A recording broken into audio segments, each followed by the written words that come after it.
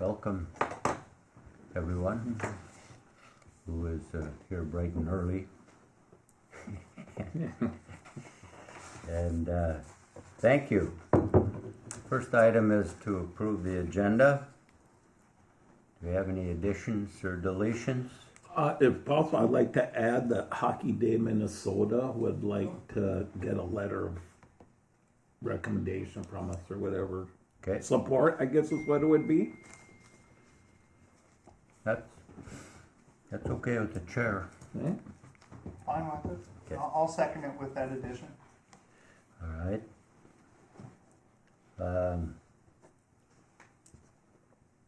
So approve the agenda with that addition. Aye. Aye. Aye. All in favor? Very good. Opposed? Next is the minutes from the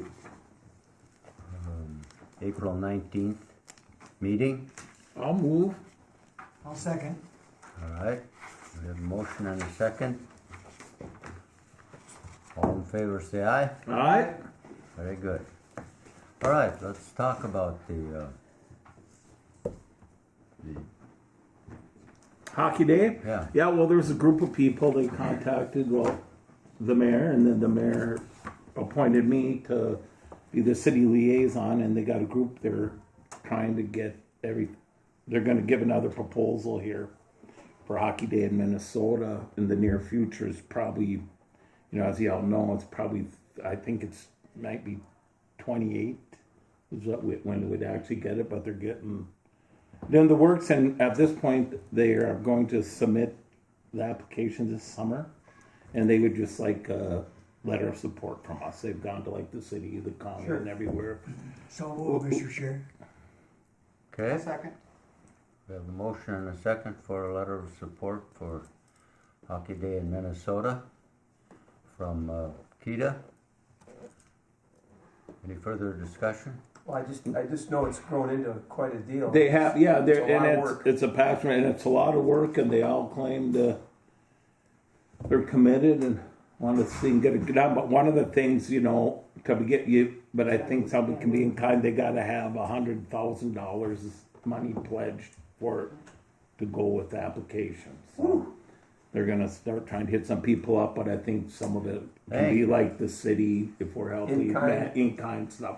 That's what they told me, but there's a work because I'm kind of in the background and peripherally just being there. What the city can do, but it sounds like we have decided if we can, and if they approve that, it's going to be behind the high school I already got one. because it has all the Me too. Okay. infrastructure kind of set up Sure. that they need. Good stuff. Wouldn't be on the lake, huh? No, they won't. They won't let them anymore. Oh, Yeah, they won't let them. Yeah. all right. Okay, we have a motion and a second.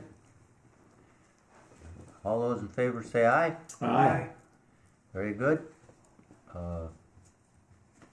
Nevenin, will you take care of that? I will, happily. And if you need my signature, just let me know. Okay, treasurer's report. I would move to approve the financials for this past month of April, I believe. I went through them. They all looked up to date and good. There was no transfers at this time. Paul has anything to add? I'm not sure. Are we on the Keda side, Pete? You wanna start? We are. I always forget that. Yes, we're on the Keda side. Yeah, the only, pretty standard, we're again gonna have a booth at the county fair. We annually do that. But also you'll see that the website transfer, was it not Bluefish? Big Fish Digital was our long-term host for our website. There with the old journal, International Journal. They have since stopped hosting, so we had to find a host. And Sean Barr, who used to work with them and now works remotely out of Michigan, was good enough to help us with that at a very low cost. So that's just the only reason I bring that up is that our website and anything related to it is now being hosted on a different site. But you won't notice the difference when you pull it up. So. Other than that, yeah, it was pretty standard monthly bills. And that answers one of my questions. It wasn't really financial wise, just wondering if Sean Barr was back in town or what way I'm doing. Representative, welcome. Come on in. Yeah. Go on in. Keep going, whatever you Well, want. pull up a seat here and we'll do introductions if that's okay, Mr. Chair. So everybody's- Sorry. Yeah. There, I won't bother anyone else. Go ahead. So we'll finish the Yes. treasurer's report. Do you have any other questions? The motion to acknowledge I'll the, second, Mr. Chair. all right, the Keda financials. Do you have a second? Well, the treasurer moves and you'll second. Yeah. Very good. All those in favor say aye. Aye. Opposed? Very good. Continue, Mr. Treasurer. All right, now we'll move on to the cold weather testing and the same with everything, no transfers in or out, everything looks in order, about the same. Many changes, and I would move to accept for those also. I'll second. Any, Another Just- call out some- Well, this one will probably represent the last significant bills for cold weather testing for the season, although I'll report on it, my director's report. We just finished up with the customer last week, so, late in the season, but, we should see significant, basically the season's over, so then the bills for cold weather should be reduced significantly. One other thing I would note, and I was gonna do it in my director's report, but related to this, is that we did, from the city EDA, they were kind enough to supply us with some gap funding to cover our cash flow issues, especially relating to repayment from the cold testers, for $100,000. And we made our initial payment. We're making an initial payment this month for $25,000. We'd hope to do it in one lump sum, but we're still waiting on payment from several vendors. It should be appearing next week or next month into July. So we will probably do it in two more payments as those payments come in. But just want to know that we're making a good faith effort to do that. So I told him we weren't gonna shut him down yet yesterday. That was awfully generous. He called me. He must have called me shortly Yeah, after just that. say, yeah, saying that he got, so, okay, all right.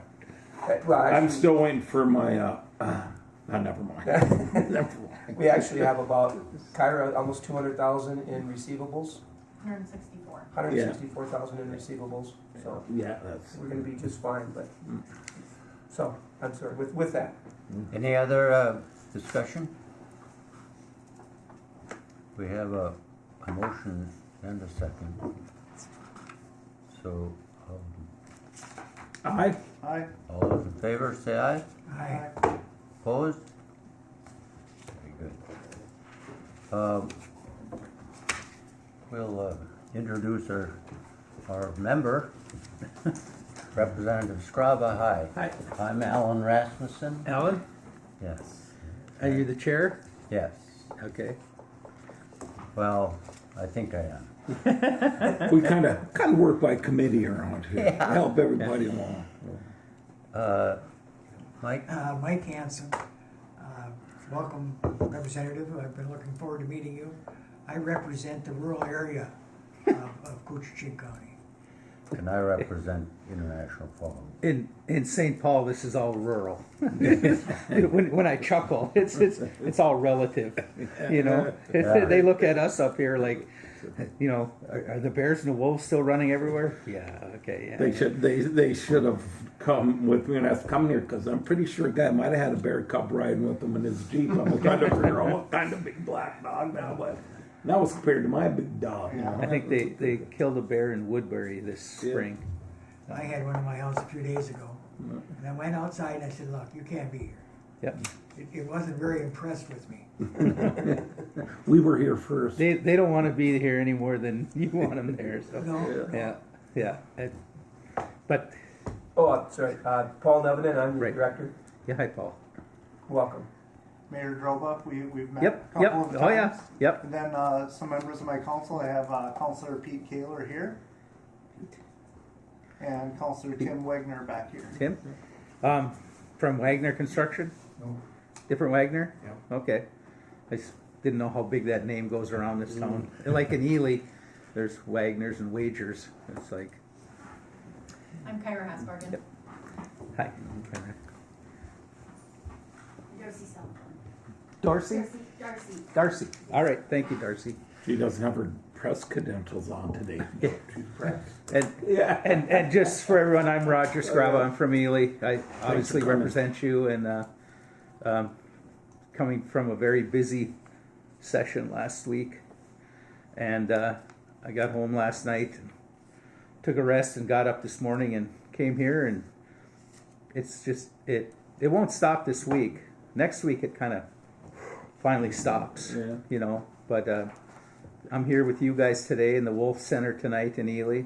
And Split Rock has on the North Shore has a grand opening for a new exhibit the Historical Society puts on, and I got invited to that. And then IRRB meeting on Friday, and then I'm like, okay, time out. Like, Yeah. really, time out. I just, Yeah. you know, it's like I wanted to spend some time up here, like a couple days, and I just can't. It's like every time I come up, there's something else happening over there. So one of these days, I'm going to spend 3-4 days here, because the Indus folks, the Rainier folks, the I Falls, the Greater Couchiching, you know, I really need to go talk with the school district. You know, that's a big issue right now, and I don't know.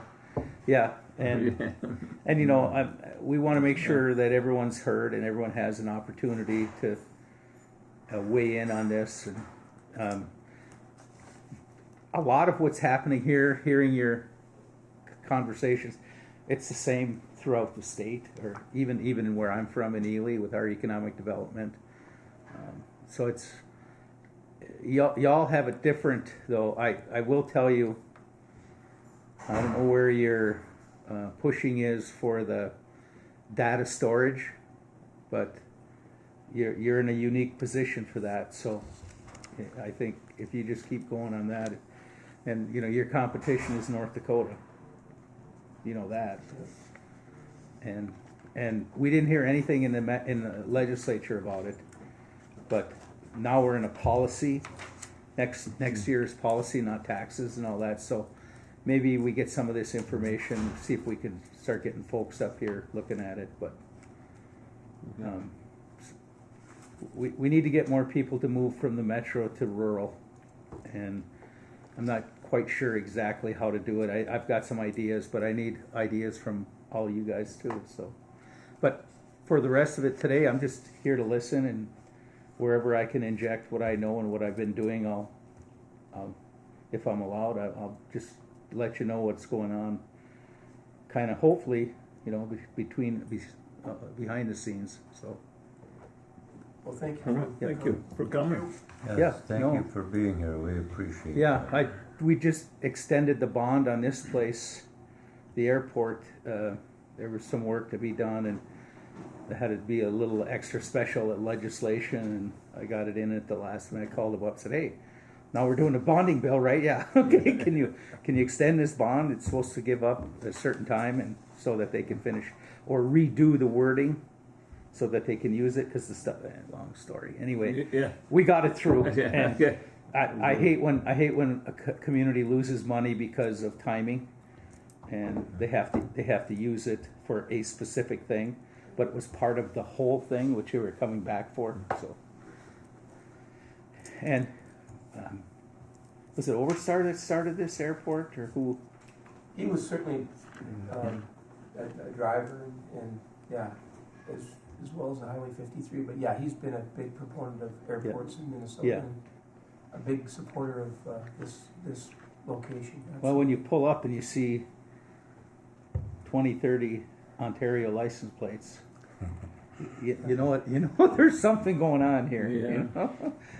Which is a good thing. Yes, yes. But thank you. Thanks for inviting me, and I'll Yes. sit back and listen. And Please, you know, and Pete, I don't know if you know that underwear starts with UND. I'm a bison. Friends. Yeah, yes, obviously. He's actual I'm lumber. UND here.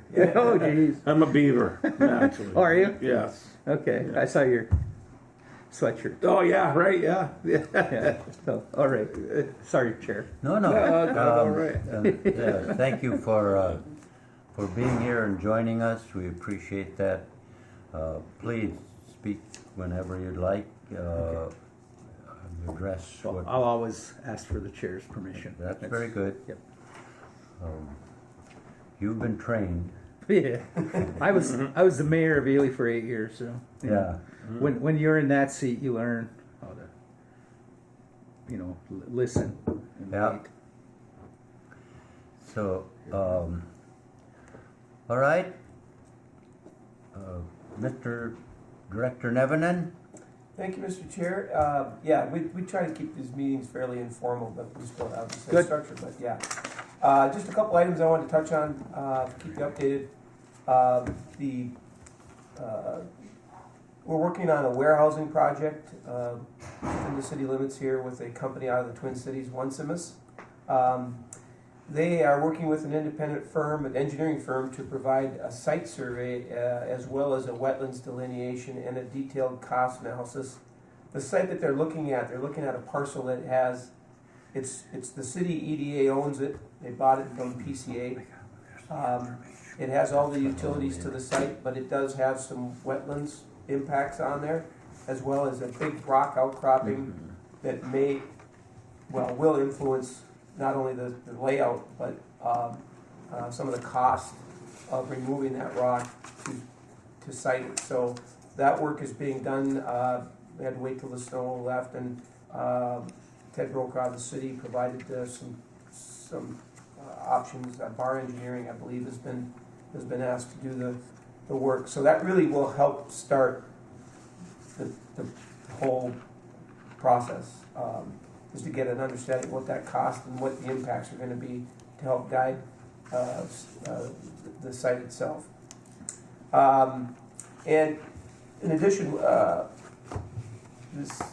the ARDC, Josh Bergstedt, does a lot of work with the federal EDA, and they recently had I was part of a Zoom call where they talked about disaster funding, and Koochiching County and Minnesota are in that area because of the flooding. Mm-hmm. And so we reached out, or Josh Bergstedt of ARDC reached out to Felix from Onesimus and EDA to see if the project might be eligible for some EDA funding, federal money. And after some discussion, they felt that yes, a portion of that money allocated to Minnesota could potentially be used for part of the project, and it would most probably would be around infrastructure, either a rail extension or part of the roadway. So we're looking through those potentials, but it's an additional source. And when the EDA comes forward and offers up some additional monies to help the project, we'll always look for that support. So keep you posted on that. Koochiching Technology Initiative, KTI. That's a kind of a volunteer ad hoc group of citizens that formed in 2018 to help with technology issues throughout the county. And representatives from KTI have been conducting town hall meetings throughout the county. They were in Little Fork and Big Falls earlier, and Mizpah. Rainier tonight, and International Falls tomorrow night, I believe. And this is all part of gathering information for the Digital Equity Act, which is a federal act that the federal funders are putting out to the states to direct funds to develop plans to assess the ability. The whole point of the act is to find out what the challenges are for all people to access technology in all its forms and all the devices. So it's very broad, but we formed this group as part of the state plan to report out throughout the county. So they've been meeting with folks and saying, okay, how is our internet here? How is the accessibility? accessibility to technology. And in rural areas, as we all know, it's more challenging. But we have coaches made great strides in terms of bringing broadband to most portions of the county, and that work continues. And KTI has actually been the driver of that.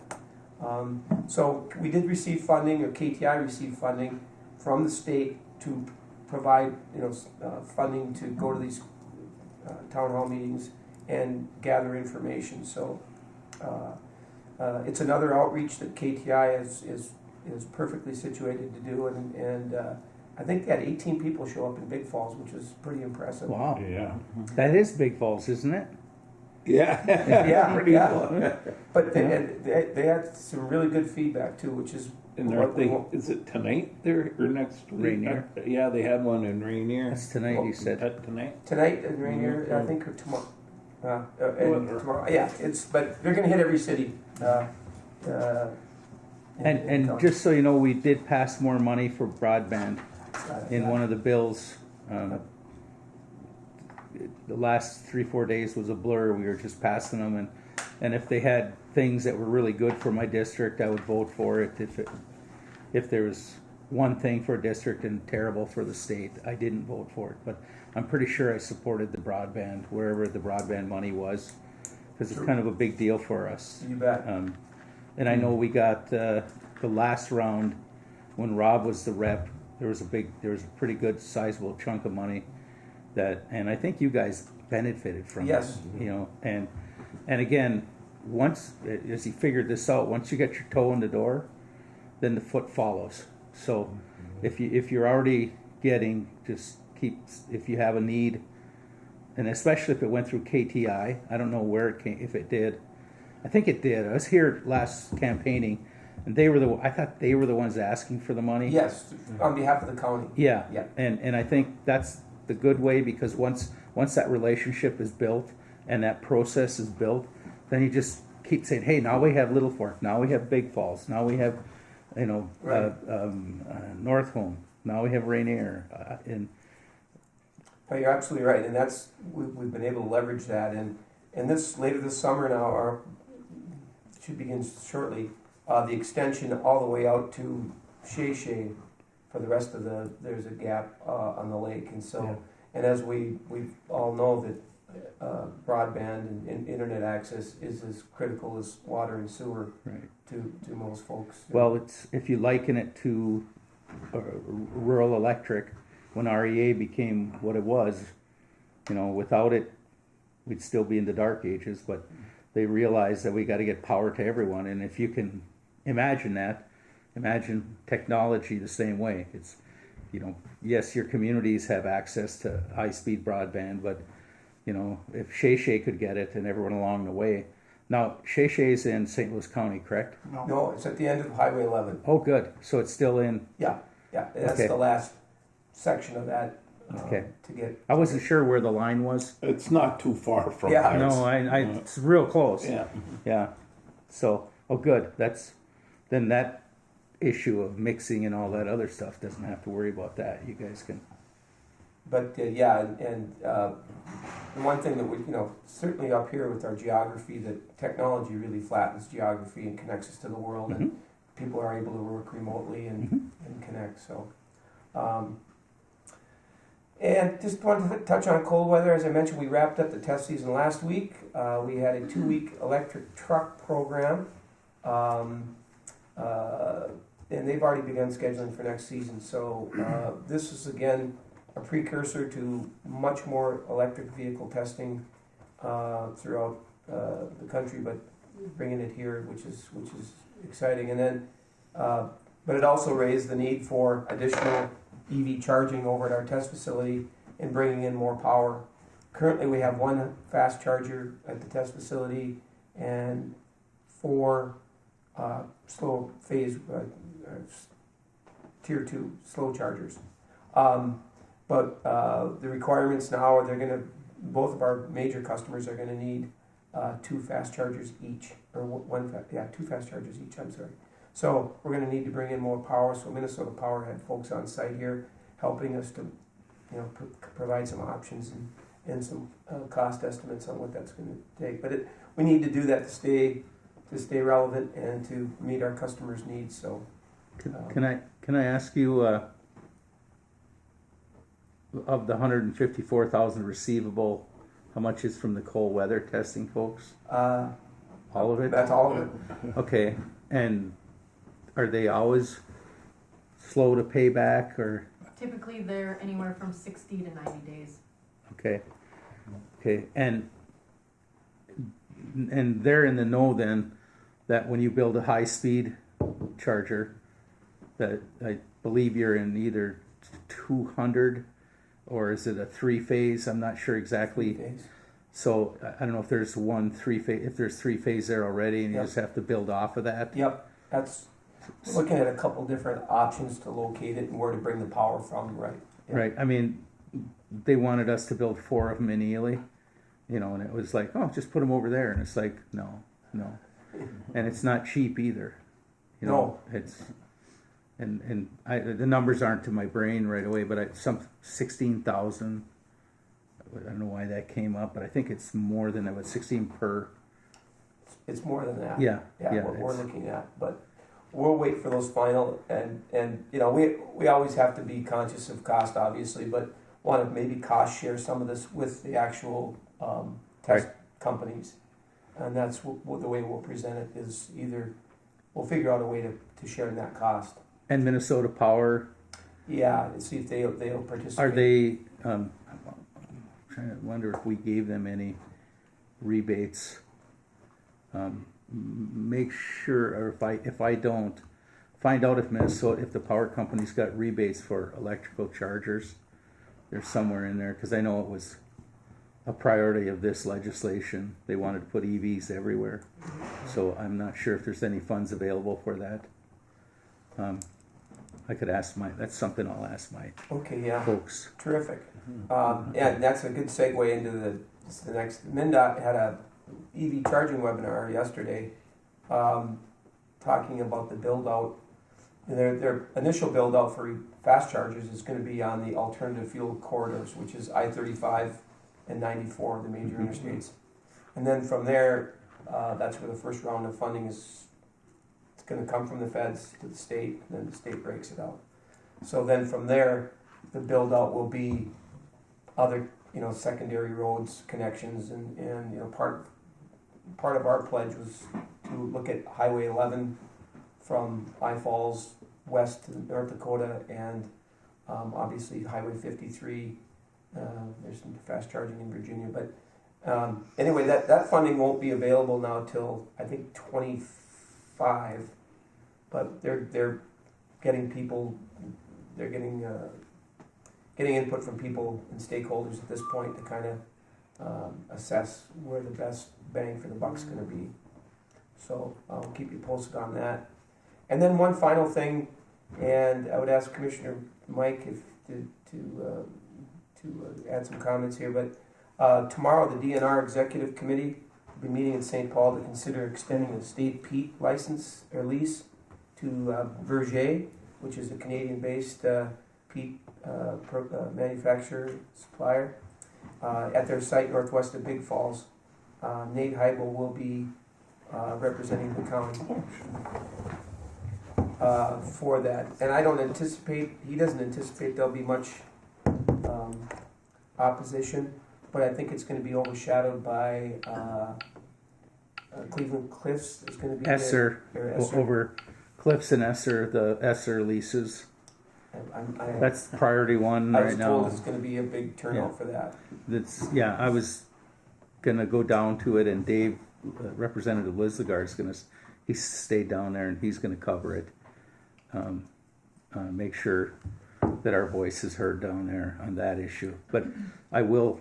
What's the deal with the cooch or the? I'm gonna turn to Mike because this goes back. This Okay. goes back in time. Because were you aware of what was in the conifer? I'm trying to remember the name of the bill. Lowland conifer. Carbon sequestration. Yes, and they were going to ban all cutting of spruce and cedar and tamarack and peat mining in all state lands, state forest lands, Yep. and school trust. Yep. You're aware of that? I- It didn't go through, but they're doing a study on it now. There's money set aside for a study. Yeah. But go ahead. Probably in about 1995, a board member on the Cushing County Board made an effort to get a number of acres west of Big Falls, Minnesota, so that it could be mined for the peat. And the county put a fair amount of money in the efforts. Several trips to St. Paul by staff of the Cushing County, and a lot of lobbying, and the permit was granted.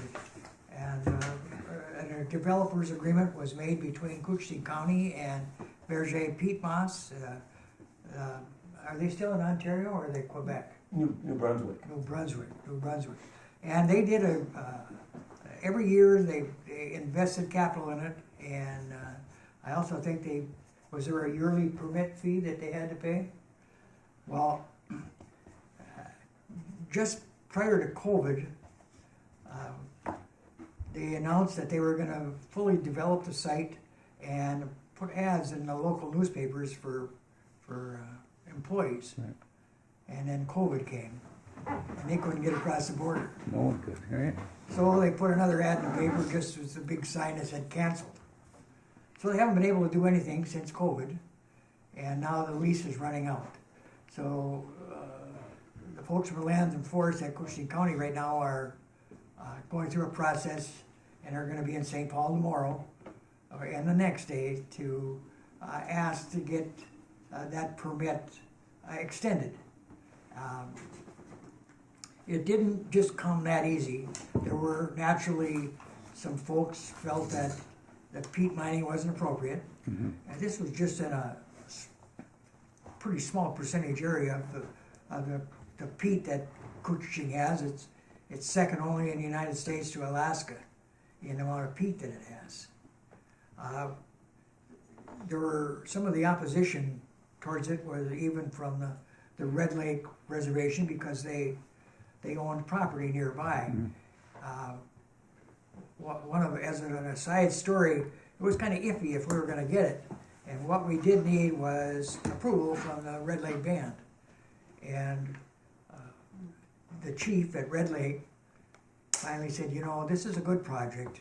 Yes, we have some land near it, but it's not going to really be an impact because of the size of the operation. So he wrote a letter addressed to the state of Minnesota and Cushing County, saying that the Red Lake Band would support it. In a very short period of time after that, he passed away. And the folks that preceded him after that said, there must have been a kerfuffle that we didn't know about, because he would have never written a letter like that, ever. Who's to back it up? No one knew. So I did my best, talking to the officials in St. Paul as well as my colleagues, and they finally attested that the letter was had value and that it was a true thing. Mm-hmm. But some of the folks at Red Lake still did not believe it, and thought that I was holding them up. I was a bad guy, Oh. and they actually hung me in effigy out there.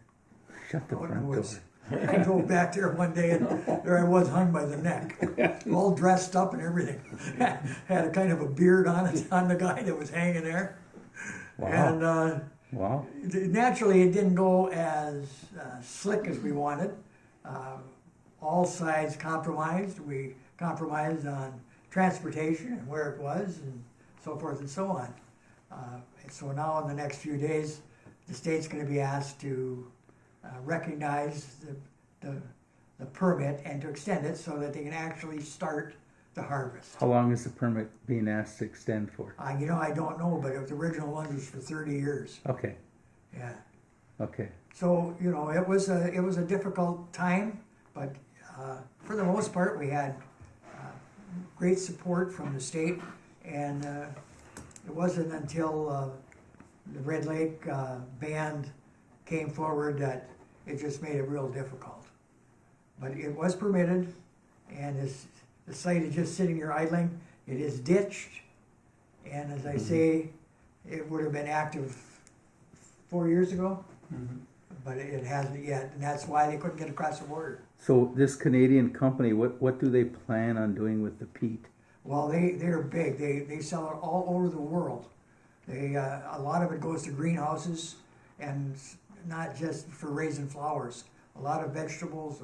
They're probably, are they the biggest in Canada or the second biggest? I think they're second biggest. Yeah, they ship all over the world.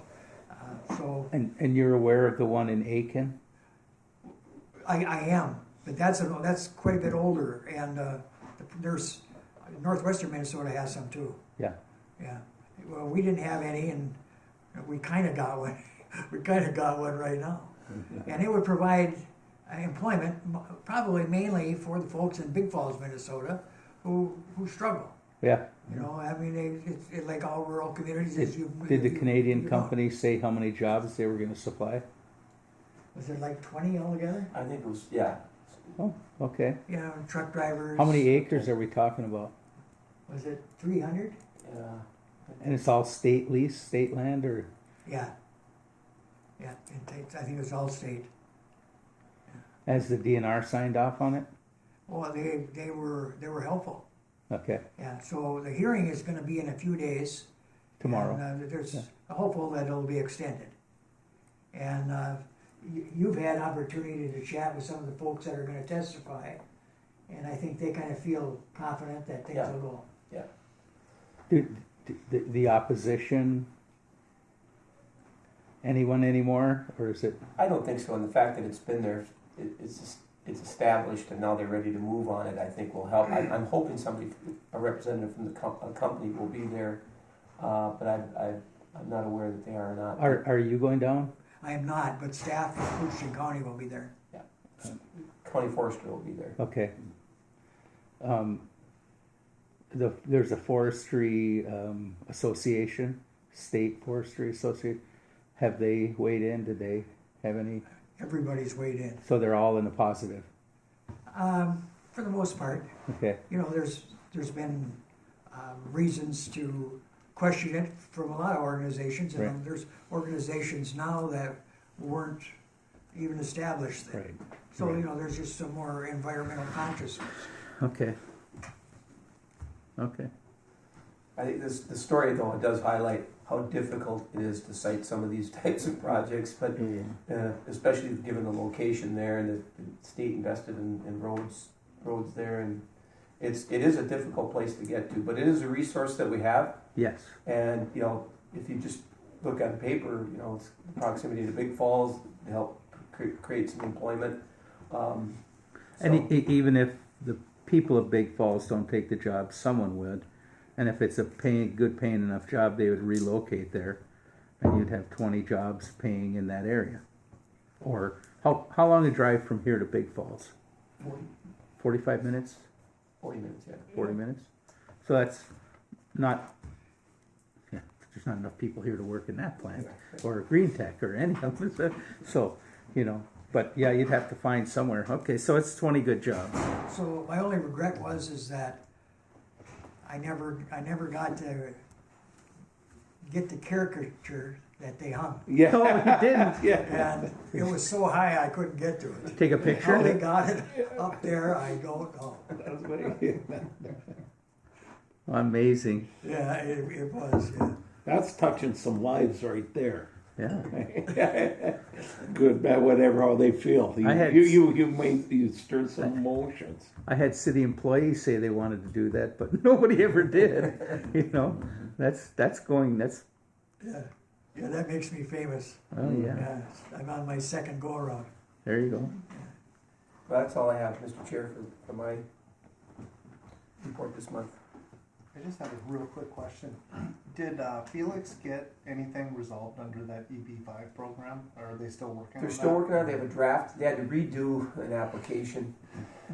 Yeah, it was a little bit more complicated, but in fact, he just emailed me this morning that he's working on some draft language that they're going to submit, so. Okay.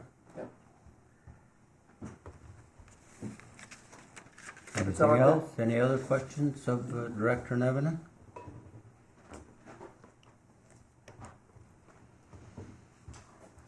Okay, the next is the city county updates. Do we want to start with you from the end of the rainbow? Sure, absolutely. Thank you, Mr. Chair.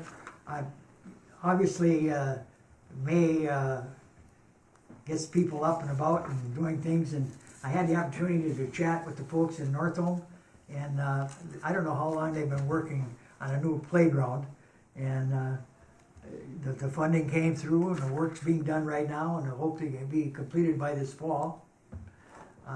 In Big Falls, Minnesota, they had low rental housing that's about 300 years old.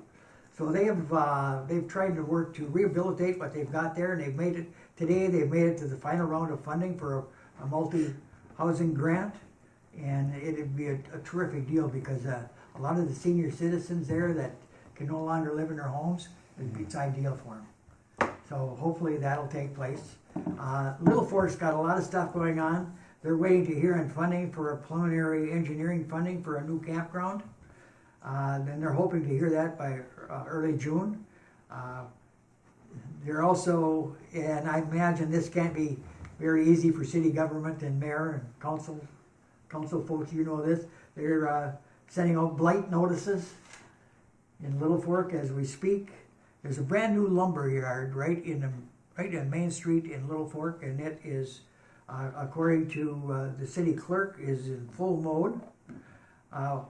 One of the things that Little Fork does that's pretty neat is, and I think it can only be done because of the size of it, they have a citywide rummage sale where you go there and you get a map, and all of these people have rummage sales in their garages or wherever, and you can go around and do that, and it's just the 3rd of June that's gonna happen. They're working on updating their airport zoning ordinance with help from of a MnDOT grant. And they also have new playground equipment, and it'll be installed in a few weeks. And that came from help from the Couchiching KCDA, Couchiching County Development. Couchiching County Yeah. community. And Community Development. their park is open, Association. and they're taking reservations. In western Couchiching County, I think the struggle with the postal service and the zip code has kind of come to an end. They're not gonna allow the original zip code, but they're gonna allow, if you use the zip code from Badette, Minnesota, they're gonna allow you to be able to put Birchdale on it. To what? They're gonna allow you to write Birchdale, Minnesota Oh. with the Badette zip code. So, and we got tremendous help from our federal folks. It was great. Of course, the other thing that's going on right now, and I know that the representative was just out there, Friday might be the last day ever for the end of school. It's their graduation, and it's the last day of school there. The law judge that took comments and hearings still hasn't released their comments yet, or his decisions. But, you know, if you were a teacher there and had 2 kids and a house payment, you couldn't wait around to see if that school is gonna open. And the school board voted to shut it down. It is really too bad, and it's hard to put a dollar figure on children's education, but they were an outdoor school, that kind of curriculum. And they took a lot of kids that sometimes struggled in a normal classroom. And they produced some really top flight young men and ladies. So Friday's their last go around, and what's going to happen to the building? I don't know that there's any plans yet. It has a brand new furnace system, a new roof, and obviously because of its age, it does need some further investment, maybe like in the sewer system or wells. But it's a other than that, the building is good for probably another 25, 30 years.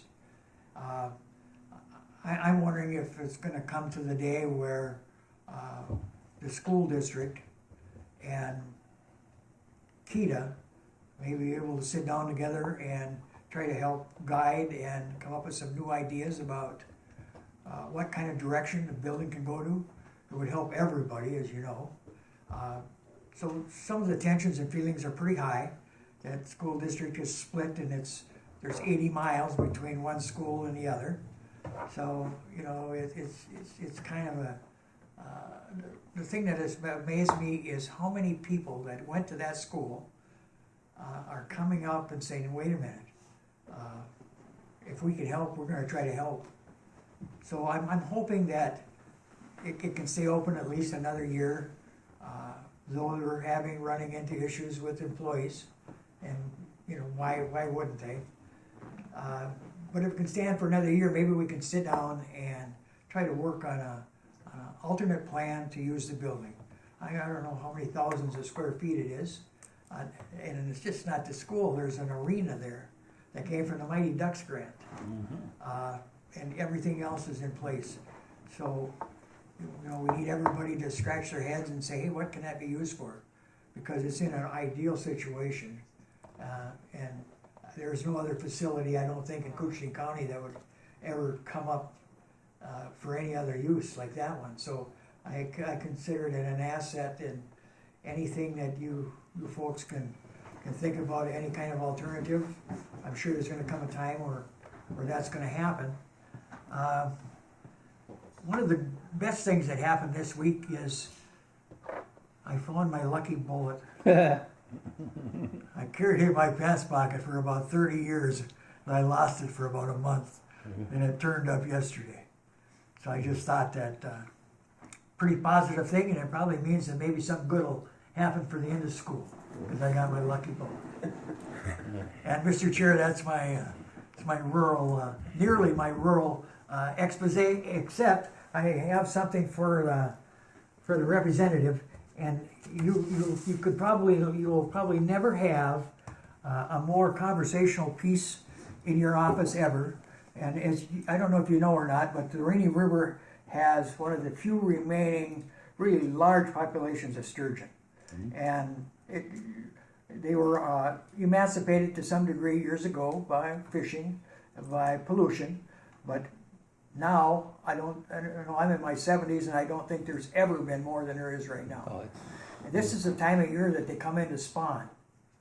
And a couple of years ago, when the water was high, the females came in, laid their spawn, and the water went down. And when the males came, they had to be right up into the shallows. And if you hang this in your office, yeah. Representative, you're going to cause a lot of conversation, because that picture there is rare. Wow, it is. Yeah, that's the males coming in to put milk over the eggs. On the eggs. Yes. Yes. Thank you. And I know you were very close to very close to the end of the rainbow a week before last when you were on there. Yeah. When I was a boy, there was 7 stores between here and Birchdale, Minnesota. 7 retail stores. Wow. Now there's 1, and that store, because of the end of school closing and community getting smaller, is in danger of closing too. So you might get the last calendar there. And in addition, I hope not. We hope not too, but it would really help if we can find an alternative way to use that school or to keep it open. In addition to sitting here with these fine folks here from the county and the city, and Mr. Rasmussen, I'm also on the REA, on the local, and you mentioned it a little bit ago. Oh yeah. If you ever you have any questions about this area, or if there's any way I can help, that starred number there is mine. Yep. And you can call, and we can enjoy some palaver. Yes. We can palaver. Palaver, yeah. Yes. Yeah. Thank you. Yeah. And if you want to try to catch one of them, all you got to do is call that number right there. I will. When was this? Thank you. When was that photo taken? Just a few years ago. What time of the year? You know exactly. It's closer spawning from about the 15th of April to about the 15th of May until the 1st of July.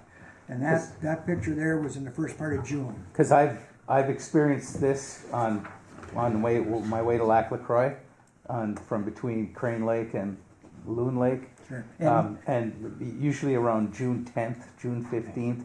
But I guide in Quetico, and I've not this many, but where there's like 6, 8 on the bottom, and my clients were paddling by, and the guy goes, "Hey, that log moved." I go, "Yeah, it's a sturgeon. It's moving." I go, "It's a fish," and they're just freaking out because they had no idea how big these things really got. Yeah. So, and but probably to see them Go out, sturgeon fishing. to see kind them of like that, more unique to that picture is that they're out of the water. when you were at the end of school, 7 or 8 miles away is the Franz State Park. And it's on maybe the finest section of water on the entire Rainy River. And this shoreline right here, Yeah. that's right in front of the state park. So you've got a state park and you've got that kind of stuff going on. Yes. Well, I know we have a unique area here, and just to follow up on that Indus, I'm glad you're thinking, what can we do with the buildings?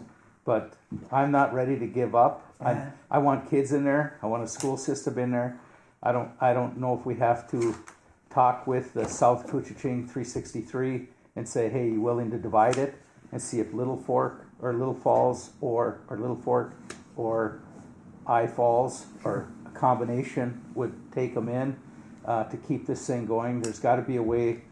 There's some dollars involved, the logging money, and I don't know where the peat mining is. If some of those, It's a long way from there. Yeah. But that peat project, part of one of the ways we got it permitted was some of the proceeds to go to the school Yes. district itself. mining, yes, and that's why that board is looking at it.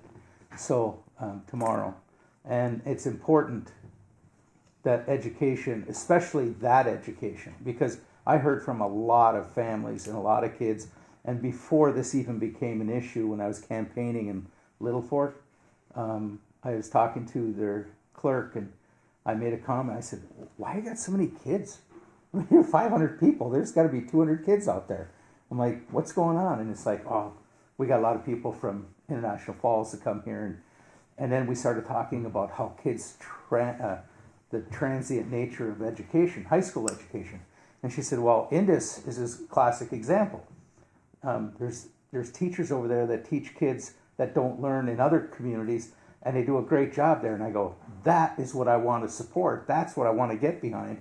And I truly believe that you're more inclusive when you have somewhere for these kids that do. And I toured it. When I toured it, I'm like, okay, it's not done. I'm meeting with Amy and some more this afternoon after this stuff. Yeah. And I'm hoping that, and I know it's really hard for those teachers because normally they know in December if they're going to be back, and they've even hung on this long. Even the kids don't know where they're going to go. I to know, school. and I'm hoping, with the Department of Education, I don't know why they're so slow in getting back. I don't know if they're the same problem. There's not many people, but Grant and we're trying to figure out something. I mean, it's not just me, No, Grant's helping. and I understand that. And we want to make sure that we work together on this because it's for me, it's almost personal because I understand. I went through high school. I was a slower reader, and they put me through a reading class. Now I teach junior grade books. I know I'm a good reader, obviously, and I do all that. And I attest it to, if you get them when they're young and change them, they'll be better as they grow. And those kids that are coming out of there, the stories I've heard are just phenomenal. I mean, from the kids, saying, I was the kid that wouldn't do anything, I went there, and now I'm the head of a whatever department somewhere, and it's like, if it wasn't for that school, I never would have made it. So I'm like, okay, this is worth fighting for, not just. And I understand, I have not met with the North Home people, and that's the key to this. And I'm hoping that the North Home people understand, because there was some talk that they were even looking at trying to grow with another school district, just because this thing is so spread out and there's so much. So if it is, would I Falls, Little Fork, and the Indus half all want to become one? Is it better for that school district? Or is it to keep two school districts and absorb this one into one of them? I think it's worth sitting down at the table and trying to find out what asset preservation needs to be done and things like that. Well, when the boys and girls walk out the door, they're changed people. Absolutely. Yeah. And when I saw that gal she was welding a trailer about the size of the table, the other kids in the class were cutting the parts and she was welding it. I'm like, this is cool. And then the class, the kids that are going through the food serve portion of it, when they graduate, they could become line cooks. And all these resorts around here that have restaurants, they could just walk right in and be a line cook. And they have the safe serve, all those things that the state of Minnesota requires people to have. I'm like, wow, they're light years ahead of other communities, you know. So, and it's up there, you know. And Baudette, I got letters from Baudette saying, hey, you know, keep this thing. It's a big deal because some of the school districts can't deal with these kids. It's just that they become more of a burden to all the other students, but they come to Indus and they become better. They're better than where they were. So it's like, and the kids know it. I got to meet the kids there when I was there. Yeah. And it was like so fun meeting these kids because they just want to work. They just want to learn. They've won all sorts of awards this year. Oh, absolutely. There's not, the only special thing about those kids is they are special, like in a truest sense. I'm impressed with it. I'm not going to let it die. I know it feels like it's going to be the end on Friday, but barring anything else, we're going to keep pushing. At least I will, and see what we can do. And you know, funding was kind of an issue. It was like, you know, all money's the issue. And it's like, well, I think we can figure out how to do something to rearrange it so it's there. But I think fundamentally, maybe 363 might not be anymore. 35 jobs. Right? Look what we're doing for 20. You know, that don't exist yet. You know, It's hard to put a value on a child's education, especially rural. when it's an alternative option. Yep. So I thank you. Thank you for everything. I'm glad that school is there. They do go to this park too, don't they? Oh, sure. I mean, almost. Oh, Yeah. Yeah. Because when I was talking to the kids, they said that that's part of their curriculum. You know? It is. And this is the part that the Native American community has taken a huge role in this legislative session. You know, and I'm still going to reach out to the Red Lake folks and see if there's some way that they can help. You know, and I don't know how many band members or children go to the school, if any. Yeah, I But- don't think there is any, but they own a great deal of property in our county. Right. Yeah, I saw that. And you know, and I'm hoping that they see the value of a rural school, you know. So every little bit's going to help. Thank you. Thank you, Mr. Chair. Yep. Are you glad you asked me to go first? All right, and we don't have any county representatives here. From the city, Mayor Droba? Yeah, so one of the things is I was asked to speak at the Hospital Foundation along with Felix, who's putting together the Once in This project at the Multimodal Center. Something came up, it ended up being changed, it's going to be now next week. Felix is not going to be coming back up for that one, but still working as much as we possibly can with Paul and Onesimus to try to get that project going. The rock is going to be a major issue. Paul touched on it. I will be here to affirm that. That is what we're working through right now. Secondly, a piece of what Representative Scaraba was able to do. The city was funded $1 million for the Cary Park project. Very, very excited about that. That gives us an opportunity to get the design and engineering done. With the design and engineering, it gives us a tangible product to be able to go to seek additional funds with naming rights with different corporations, and then now that we have something that is tangible, now we can start working on additional grants and stuff. So as we go back to the legislature, we can have funding, different funding sources in mind. Another thing we have is the regarding Cary Park is we just removed, had at our last meeting to remove the basketball courts and the tennis courts because they were in disarray. There has been some conversation. I have spoke with Councillor Wegner and Councillor Buller to revisit that conversation. We will be having some more conversation on whether those get removed at our next meeting. The one thing that has came up since is we do know that it's in rough shape and it has to be fixed or removed. In the event that we were to keep it, we need to fix it up because if somebody were to get hurt there now, we know it would be a liability. So that would be an additional $66,000 roughly for the city to do. I think what we're really looking to do right now with our parks and recreation in our community is long-term visioning for what amount of population we have. We did invest into the basketball courts at Smoky Bear. We did invest into racket sports up in the South Falls area, so it's not that we don't have these.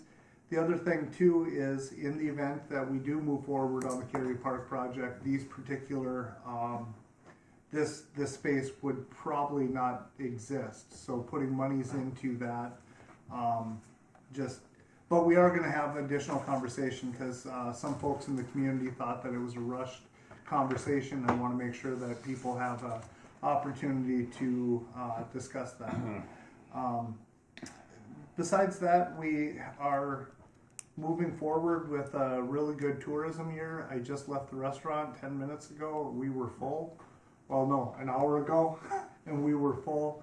I'm seeing it all over town. Downtown has been relatively full. One of the neat things that we have this year that we didn't have last year is 2 brand new hotels that are arguably 70 to 85% full right now, waiting for summer. That's another huge advantage that we have with the Cary Park project is we have not had an opportunity to have sports tourism in our community because we haven't had places for people to stay. So we haven't had tournaments we have minor tournaments, but we haven't had major tournaments like the Top of the Nation or the international tournaments that we were known for years. So again, all of it's kind of coming together. We're still struggling with one major thing, which is housing. Myself and the rest of the city council met with our HRA to have a discussion about what that looks like. We're working with them to find out what we can do to fix some of the housing opportunities, whether it's going to be in their court or the city council is going to do it in our court. We just want to make sure that we're all moving together with the primary goal of housing. Just as a kind of side note, I got a email a couple of days ago, and it's from a local business that I won't disclose who it is, but they have hired 5 or 6 people in the past 2 or 3 years. They have trained all of those people, getting them the certificates and stuff that they need to go into better paying positions in our area. Everything that they said in this email is true.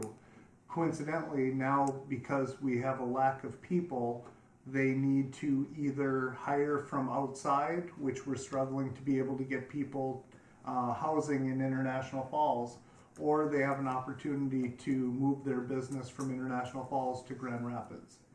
So again, this is no different than the same conversations that we're hearing about Rainy Lake Medical Center not being able to have anyone for doctors to be at. This is more of a mid-level income, but have trained some people in our community that are making $80,000 to $100,000 a year in our community now. Got them all the certificates that they needed so that they could work at their place. They've moved on, which is what the world is. We all accept that. But to be able to do what they do, they are either needing to hire people from outside the town to come in, or they're going to have to move their business out of International Falls. So those are real concerns, and it all centers around housing. The Once in This project, again, that's going to center around housing. And so I just want everyone to be cognizant that the city council hears that, and we are definitely looking at moving forward with something regarding that. That's all I have. And I don't have pictures or fish. But on with the housing part, I believe Kutask, hopefully they'll be able to finish close now that the historic credits remain, tax credits. I think I emailed you, and so they're hoping to be closed on the 1st of August so they can start working on the AB building there. And in regards to the playground, that is done. I just went by there the other, on the way here. The playground the courts by the old Holler School by Shannon's are up. Kids are using it. I won't get into the debate about Kerry Park here because this isn't the place, but Right. I have seen it. And we can get into the rest of it there. Tomorrow, I'd just like to mention it is Mental Health Awareness Month, and a group of practitioners or people are just involved in it. There's going to be a public picnic tomorrow from 4 to 6 up at Smoky Bear Park, and I'll be there representing the Couchiching County Warrior Initiative. And they're putting new gas lines in my house as we speak. For Minnesota Energy reason. And how technology has progressed in 50 years. No trenching. They're just pushing it like pushing a straw. And the dog let them know they don't belong there. Yeah. And Smoky Bear, where the tennis courts there, is pickleball. Yeah, and there's a lot of people I see. Yeah. Yeah. Wednesdays.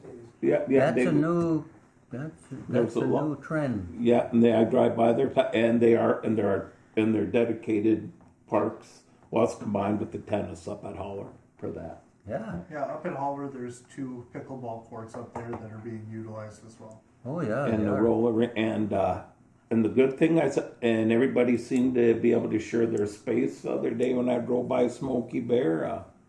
Half was playing pickleball, the other half was playing hoops. So. When Master Chair, Yes. when you said this new sport pickleball, 4 years ago when I was mayor, pickleball was huge, and it's when those of us that were never involved in it see it, we go, "Oh, that's a new thing." Yeah. It's been around a long No, I know time. it It's has, but- amazing how long, and there are communities now, especially retirement communities, Yeah. that determines what. They have competing professional organizations. And yeah, it's, we used to go to Florida and all the tennis courts were taken over by the old people and pickleball. Tim, do you have any? Nope, I'm good. Thank you for being here. Yep, you bet. Mr. Chair, I got a couple questions on the housing for Mayor Drova. Are you looking for market rate housing? Are you looking for housing to replace the retirees that aren't ready to go to assisted living, but they're ready to move, let someone take care of everything for them? Or do you have any land that needs developing or that doesn't have water, sewer, electricity, fiber to it? Do you have any land that you can develop? We have, we just dropped offline. So we have,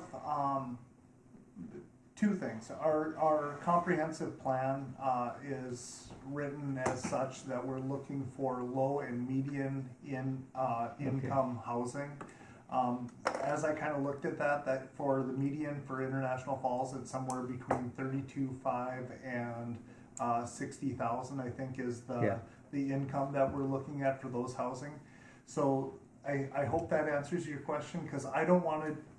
What I don't want to do is be so specific to we're only doing low income or whatever. I want to make sure that we have across the board, across the gambit for everybody, because we get so caught up in northern Minnesota with low income. We need these low income. I don't want the general populace to think that that's what we're trying to do and that's who we want to be. I want to be successful as a community. I want to be able to grow in every area we need to. Secondly, we did spend a considerable amount of money in the last couple of years to put together some housing studies. One of them was to one of the pieces of it was to identify sites that we have that are available in town, whether it's city, public, Private, private, any yes, site. that are developable. So we have done that. We finalized that study, and then we're also looking at a conversation through our EDA and with the HRA. Do we start to retain ownership of homes once they're being demolished that have sewer, water, everything going to it, to rebuild those? And who would do that? Would that be our HRA? Would that be our city EDA?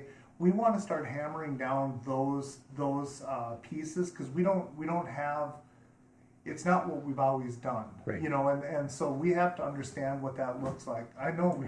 All we can do is that. So, do you have an active HRA?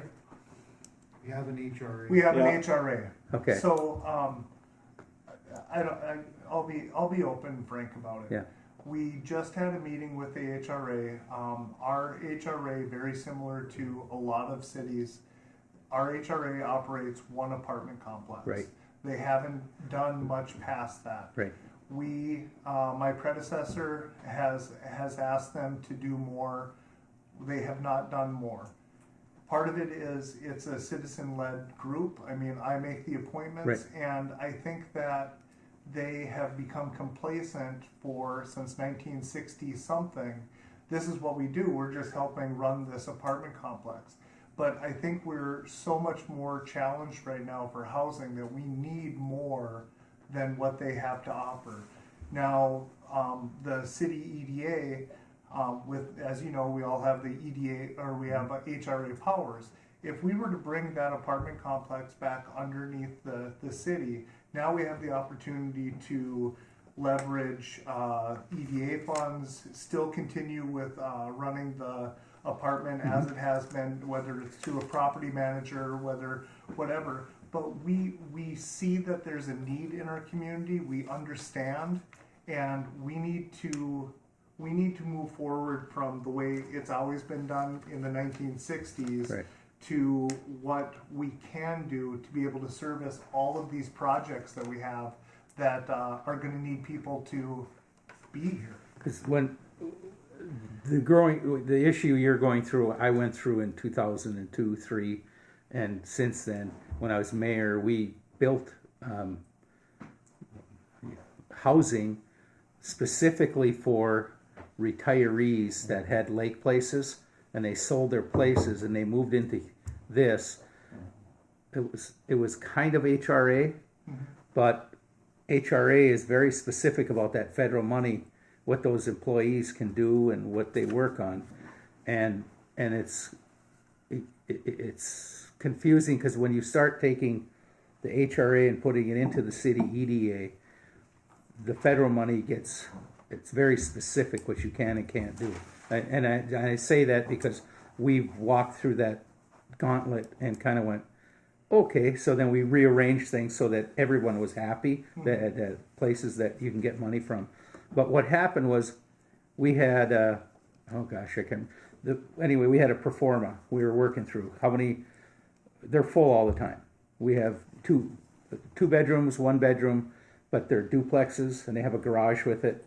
And the folks that are in their 70s and 80s are selling their lake places and they're moving into these, and then they use the corpus to pay the rent, $1,200 to $1,600 a month rent, and that's no problem to them. I mean, that's not an issue.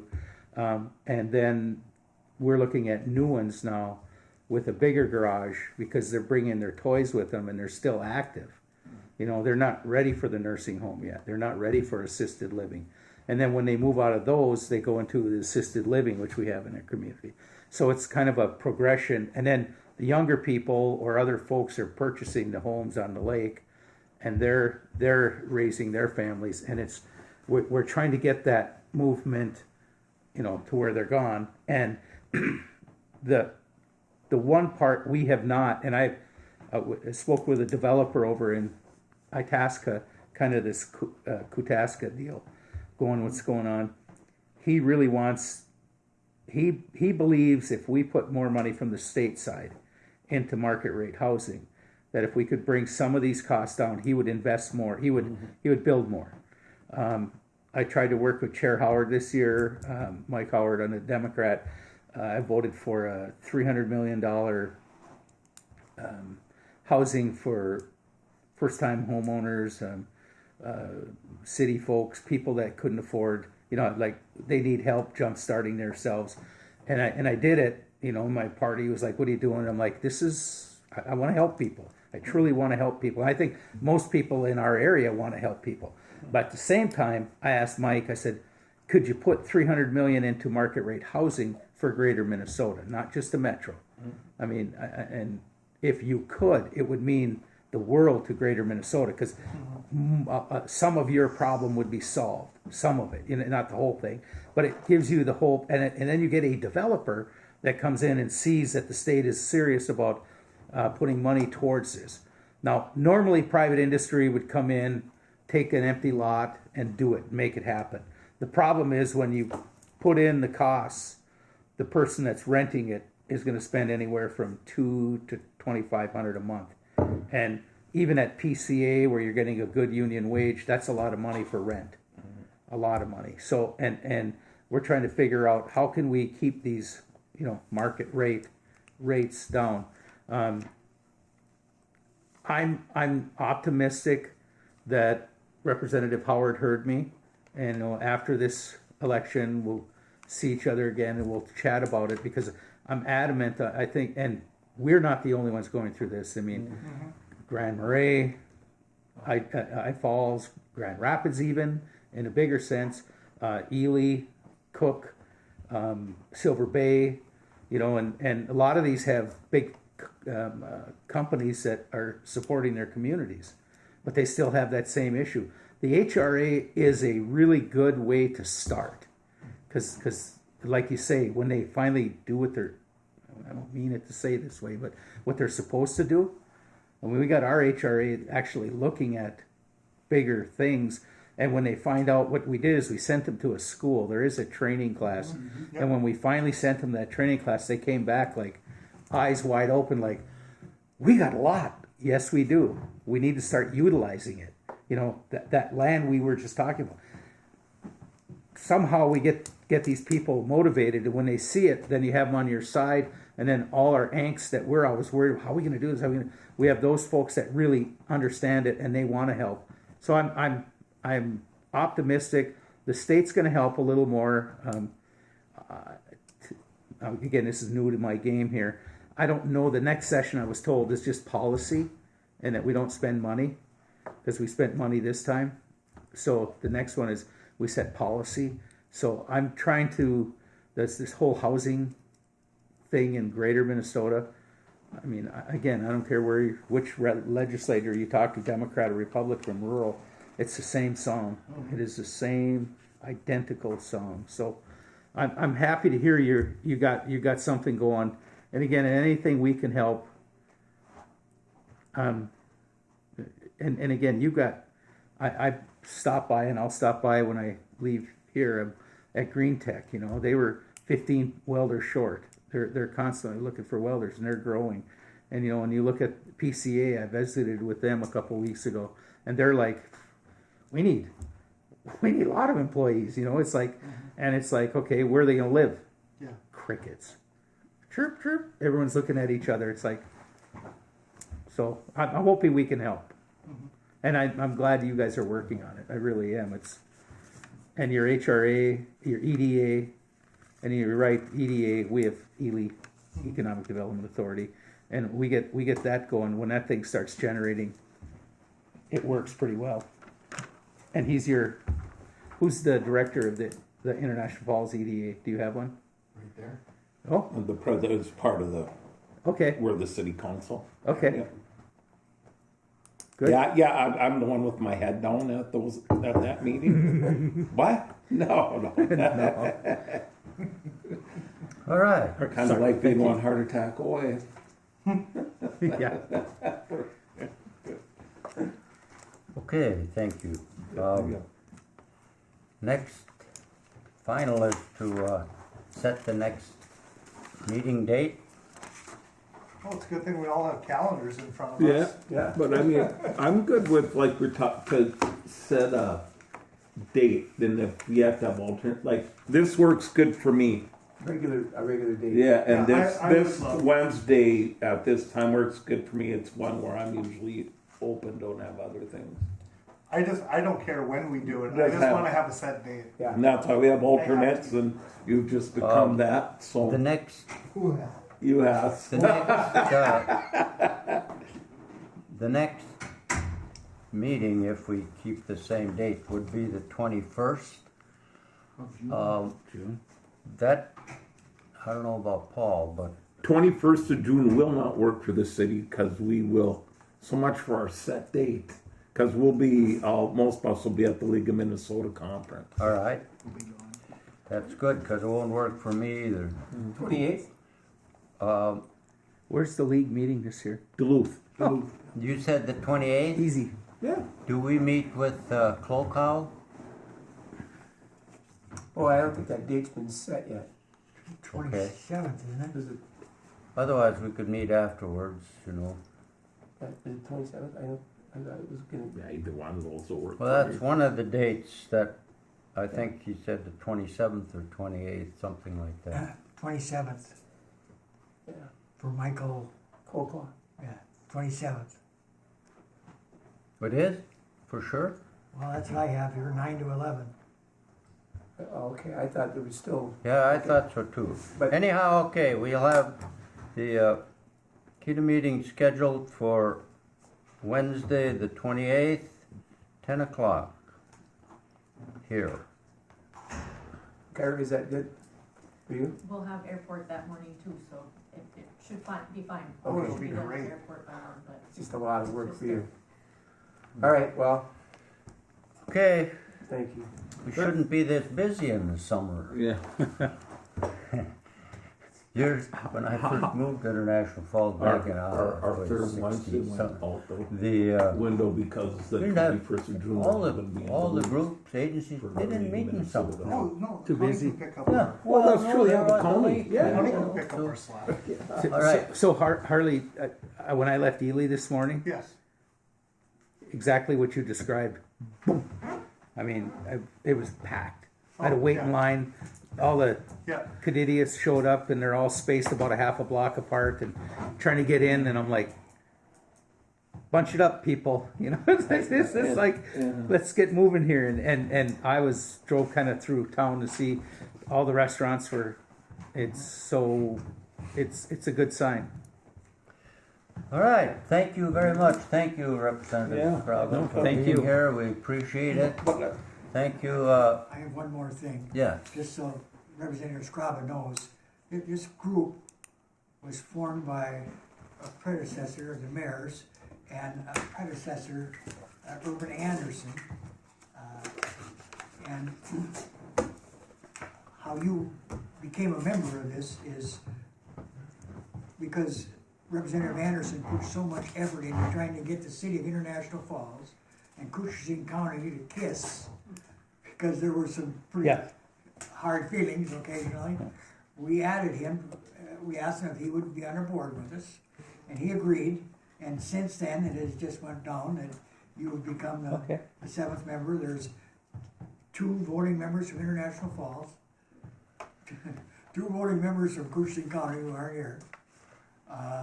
You and I vote. That's Wow. that's the way it's set up. yeah. Okay. yeah. I So we have, and yet to this day, I think it's a unique opportunity to have our county seat and the largest population to sit down with the county commissioners and deal with common things. And not only that, it's ended up with the city actually helping rural projects. yeah. So Well- it's been a good deal. You have a Duluth and St. Louis County, the same. Right. You know, because Duluth is the county seat. Well, And, this has been a way for us to have those conversations without getting into dialect that Right. just doesn't do anyone any good. Right. And it's about 25 years old, and we're still going. I'm a little bit put out that nobody from the county's here today, but I suspect that, something came up. I don't know otherwise, But you- because they consented to be here. Yes. You know what I didn't know till just recently is the IRRB gives money to Coochin County. There it is. Yeah. And well, the reason being is they needed Irv's vote on something. And Irv said, "I'll give you my vote, but Yeah. we're getting a cut here." Well, not only that, we have some property, Coochin County has some of its area in the Taconite district. When you came through Gein, Yeah, if you'd have went south right there, you wouldn't have to go very far and you're in Coochin County. right. Oh yeah. I Yeah. campaigned. I know. Yeah. Yeah. Oh yeah. You go into Net Lake, that whole area. That's Yeah. So it's a unique situation, and I'm hoping that we can keep carrying it on. okay. Good. Yeah, I will just keep emailing me. We'll see where I'm at. I try to hit all the meetings I need to be at, and if I need to be here, this is. Well, we But understand that your some- situation's unique. Yeah, sometimes I'm, like when I'm on the bonding committee, the capital investment. Speaking of which, if you have one, obviously you do. Make sure you get it in before June 15th. I've already read the email, I got the Okay, good. information. So that we can get you on the list, and we'll travel up here. The deal is the capital investments committee meets for 18 days in the fall, and we tour the state. 3-day junkets, Wednesday, Thursday, Friday, or Tuesday, Wednesday, Thursday. I can't remember how it goes. And let's say northeastern Minnesota is when we're going to go, and we'll take first day, we'll do Duluth up the North Shore, spend the night, the next day come back around, come here the next night, and then the last day we'll drive down back towards Duluth somehow and get all of them, and then spend the night. Then the next week we'll go to Northwest, and then the next week North Central, and the next week South, and we cover the whole state. So yeah, I mean, you when you're on capital investments, you literally learn the state. I mean, and so I'm blessed. I'm thankful I'm on it. It's very.